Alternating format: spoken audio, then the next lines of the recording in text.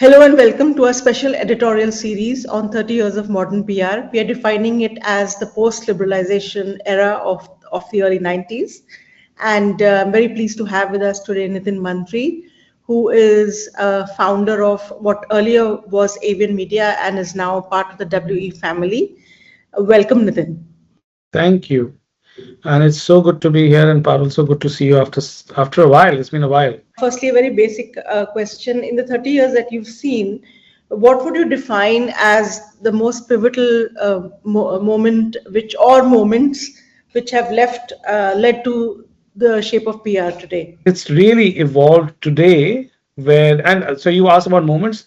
Moments have been over the time on issues and crisis and reputation, and social media was a big defining moment for communications industry, because it sort of changed the way the media is looked at, and the media was no longer just media, it included social media, for example. And as you increase social media, there came data and analytics. As you went more horizontally, you started seeing different stakeholders that were impacting reputation. And in India, I think post the, I would say post the from a government affairs perspective, post the Neera Radia episode, I think the government affairs started build credibility and sort of expanding.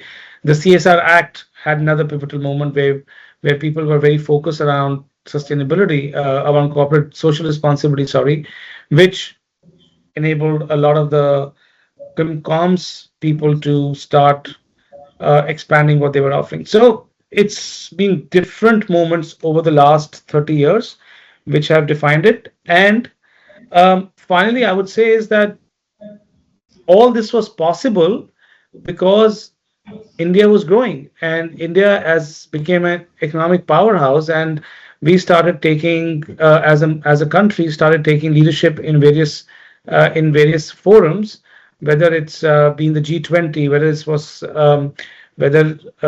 it was other flagship events where our presence was very important, like COP, for example. So some of those areas have become very critical. Global South, we are the leader, sort of leading that sort of movement, right? So if India was not doing very well, all this wouldn't have mattered then, right? So all this was possible because after the liberalization era, we continued to sort of build on that. That is really true, and of course, the fax to AI machine the fax machine to AI is something which everybody talks about. But it's interesting that you also mentioned the Nida Radia moment, a moment of crisis, which many would say, in a way, was a negative moment of crisis. So, from that moment, how do you think it has impacted the professionalization of that part of PR today? We saw that as an opportunity because while it was a negative moment in its own right, yes, and there was some, I would say, negativity around the profession, but when we actually went to market with our government affairs offering around the same time, and our our view was very clear. We want to do it the right way, and the government wants to meet organizations and hear them out in the right way. And it actually helped. I think that was the start of professionalizing a lot of the areas, especially on the sort of policy side of things, right? Also on the com side, yes, to a large extent, but more on the policy side. I think on the com side, it's been it's evolved, yes, but it's evolved naturally more. There've been moments like the Neera Radia issue or other issues, but it's evolved more naturally. I mean, honestly, we've reached a stage where it's a lot of paid media now as well. Just trying to capture the movement of PR. How difficult was it at that point to convince people? Any moment that stands out for you that yes, to convince a client that yes, this PR matters? I personally feel we had less attention of the CXO level at that time. Um, I didn't think that reputation mattered so much. And I think one of the factors was because it could still, according to people, could still be contained within the media, right? There was no social media at that time. So it was probably that's why people maybe did not take it as seriously as they should, as they take it today, because today it's everything's out in the open in a minute. Um, but they were pivotal moments. I remember um, the KFC moment that happened when there were protests outside KFC stores, right? The Coca-Cola Pepsi pesticide issue, right? Um, the Cadbury's worms issue, right? So there were many pivotal moments of reputation. The Enron moment, sorry, Enron. How do I forget that, right? So there were pivotal moments in within the PR industry that have happened with organizations that have always sort of helped elevate the need or the enhance the importance of reputation for companies. But to your point, it was difficult because people didn't see it so as seriously as they should today. Any specific moment that you personally recall, which in which you had to prove, or you were able to convince, or not able to convince about PR's role? A personal moment. I would think, in my early part of my career, I was working with levers on one of their brands, and they were very convinced that if they're going to go into a crisis, so they had faced a crisis with one of their brands, and when they were coming up with another innovation in their product, they worked with us very closely, and they were convinced that they need to be prepared for the next crisis of that innovation in that brand. And I'm sorry, I don't talk about the brand per se, but it was a levers brand. And we were so well prepared, Parul, from a crisis perspective. Um, Part of me thinks I wish it had happened because we were so well prepared, but it didn't happen, right? But that's I guess that's. But I think we were able to convince them very. Um, wasn't easy, but they were convinced that they needed to be prepared because it was a serious risk. And if it had blown up, it could have blown up in a big way. And there was no social media at that time, but I could tell you, it could have impacted sales in urban and rural markets. So it was, and they prepared very well for it. I have to give them full credit. We had lots of data, lots of research, prepared well. I think that's really interesting that you point that out. I think it's very easy to forget these pivotal moments which prove the value of PR. Enron specifically, I remember covering Enron as a journalist with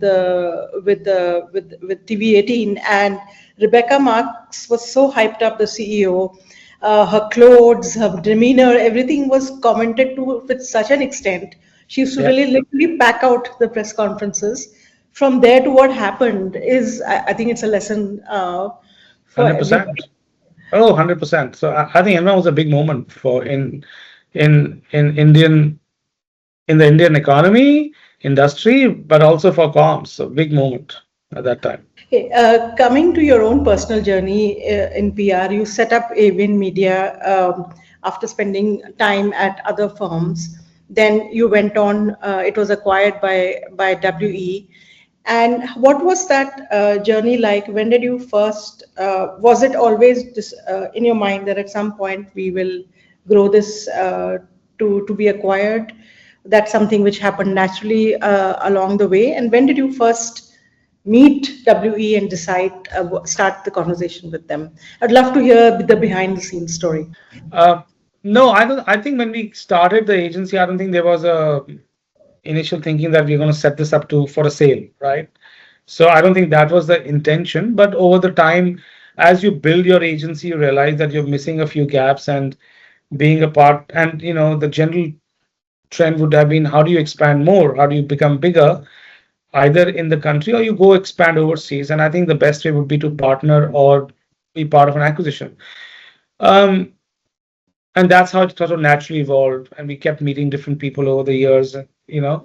I think meeting with WE was back in 2016 or 17, maybe. And it was a great meeting because I'd heard of WE and I knew them.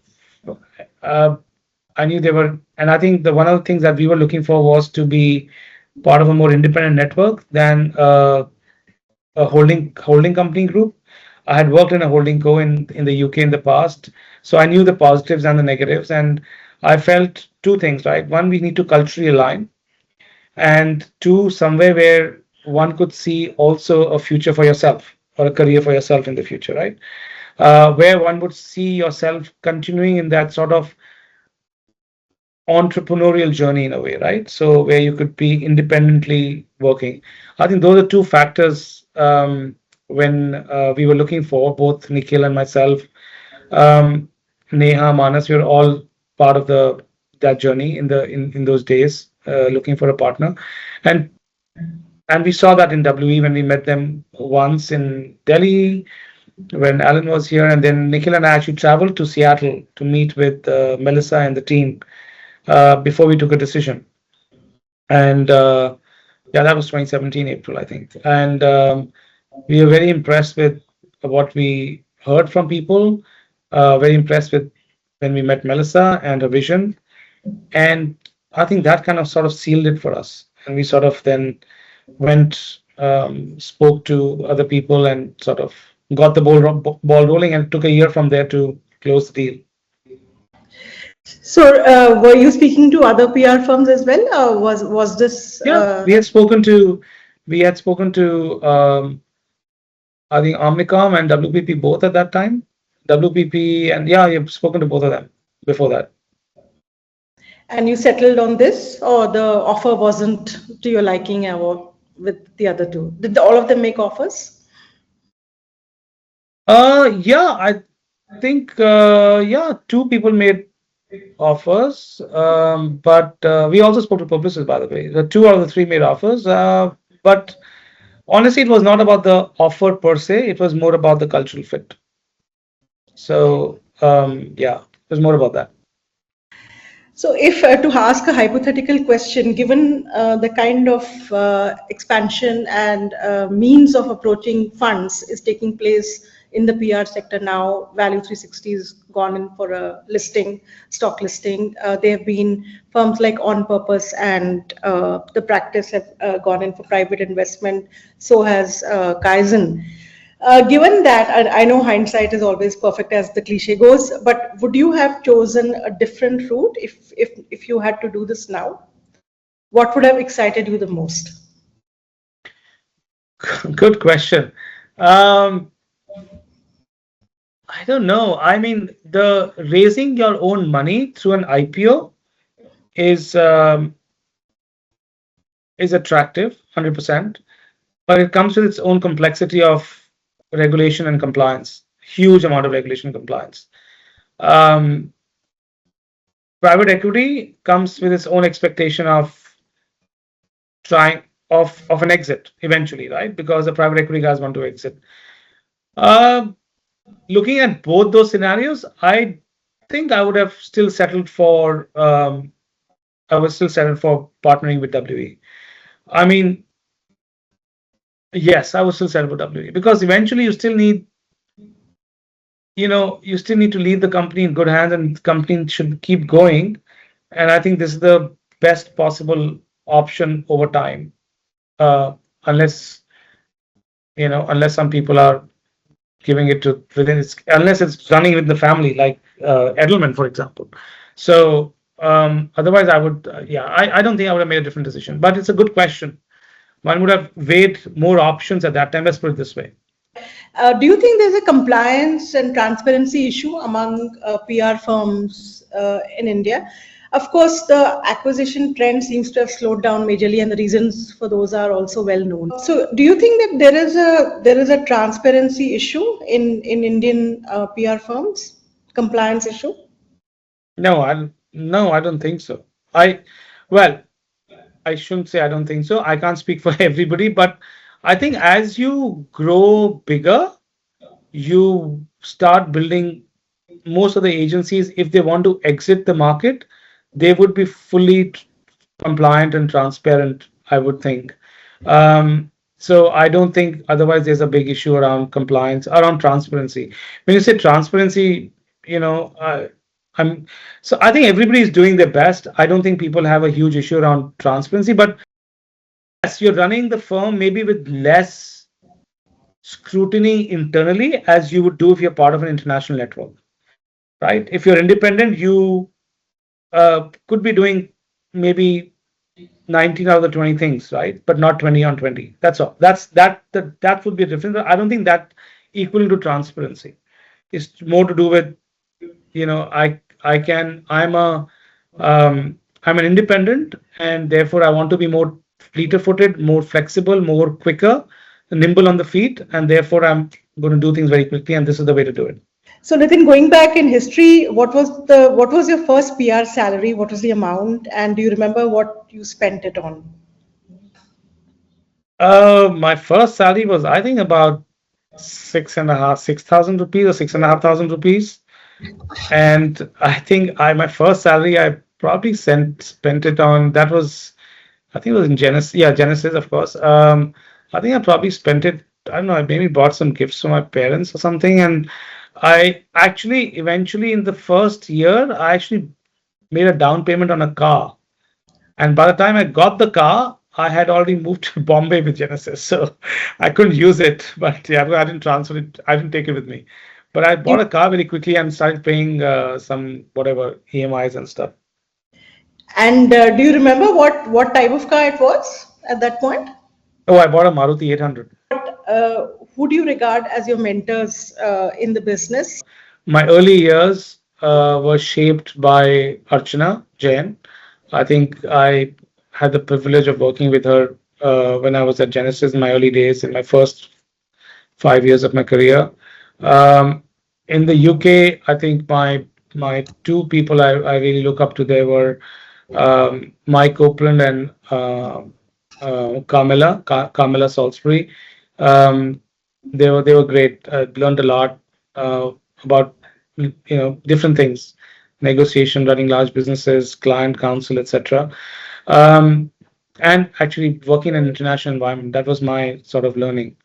Um, when I moved back to India, I think one of the things I did on my own, which I recommend a lot of people to do, is to have a mentor. And Sanjeev Roy has been a mentor to me for many years in India, and he's been fantastic. So in my later half of my career, it's been Sanjeev really who's been a big mentor to me over the years. So yeah, I think these are some of the people who've really been, at least in a professional journey, been very influential. Two quick last questions. Always noticed Avian's focus on inclusivity and mental health, and a lot of internal resources are offered for that. What sparked off your interest in that? In that, now, of course, everybody talks about it, but from what I recall, you all were one of the few companies who did it in a very serious, organized way. Yeah, I think maybe it was my early on exposure on DEI in the UK, which I brought in when I came back to India, and working with Nikhil, who's been a big support in that, and the agency. I mean, we all really, and therefore that belief was very strong that we have to have a very strong DEI culture in the agency and do something about it outside of the agency. And we've always been at it. So I'm taking out that book called Consciously Speaking, supporting the Rainbow Literature Festival on an ongoing basis, being part of some of the PR careers, the LGBTQ career fairs from a PR perspective. So we've been very supportive and leading up. I would like to think leading from the front in this industry on this topic. Indeed, it's an unusual focus. I must say, it's not a widespread practice. So it's really amazing that you all are doing this. One Thank final you. question. In a way, as an industry senior, I'm going to just use that term metaphorically. What are the firms that you see who are emerging as the next big players? It can be a specific firm or a type of firm which you think will make the grade. I think let me start with the second part. Type of firm would be you need to be very tech enabled, and that's the kind of firm that will really succeed. And I don't see many of them at the moment, but I'm sure they're not far behind, right? I'm just talking about India at the moment. So tech-enabled, high on usage of AI, will be will succeed for sure at the moment. Um, Otherwise, at the moment in India, I think there's several young independents and some older independents who are doing really well. I think watch out for the practice, I would think. I think with they have a lot of firepower in the kind of people they have now, right? So, um, I would think Kaizen is doing really well. Uh, if you're talking about the younger independents, I don't think Kaizen is small anymore, by the way. So, but nor is the practice. But I would think some of these firms will do really well. I really believe that Value did a really good thing by doing an IPO. That's really will help the industry, I think, as a whole. So let's watch that space as well, because if you raise funds, you will invest, and that will make you stronger and bigger. And it'll be interesting to see how they invest that money, or where they invest that money. Yeah, I think that's something. You know, just one more thing I'll add is, I think when I started my journey, I've seen different agencies evolve differently, not only in India but globally, right? And some have survived, some have not. And if you the agencies, and I can tell you the same for India as well, right? Um, those who have survived have only survived because they've been able to keep up with the times, whether it's technology, whether it's new services, whether it's whatever it might be. And you can look at Avian as well, CSR, data and analytics, government affairs, whatever it is. We've managed to keep that bar at that high place. So yes, I would think those. I don't know if I answered your question directly, but yeah. You did. I think that was franker than a lot of people would be. So, Okay. I'm quite honest in my views. So so thank you, Nitin. That was Nitin Mantri joining us for the second episode of 30 Years On, the builders of in modern Indian PR. And really nice to hear so many behind the scenes stories about his first salary, about how Avian was acquired, what he sees as pivotal moments. Thank you for joining us, Nitin. thank you, Parul. Thank you. It's been a pleasure.